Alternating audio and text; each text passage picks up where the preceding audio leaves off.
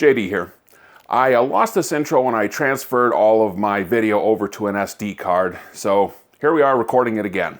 I found a recipe to cook mac and cheese in a pressure cooker, so I thought we'd give that a try today. Once I've cooked it, I'm actually gonna give it a try and react to it and let you know how it actually is. So we'll get started on that in just a minute, but before we do, please go ahead and hit that subscribe button wherever it is. A lot more of these to come.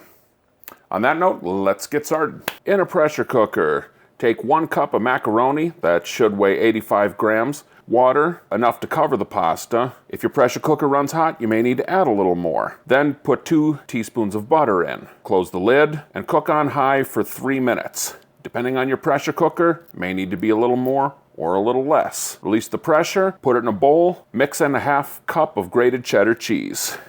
Okay, at this point there's nothing left to do but give it a try. Let's see how it is.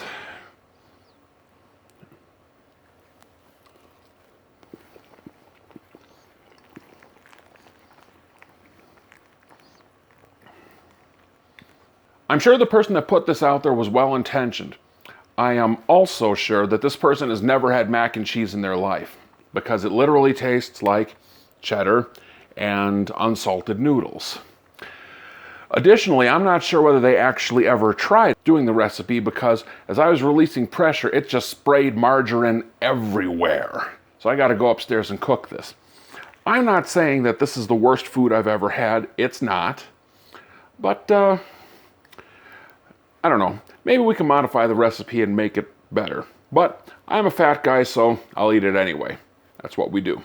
If you found this video to be interesting, entertaining, informative, go ahead, smash that subscribe button, wherever it may be on the bottom. I don't know. And plenty more to come.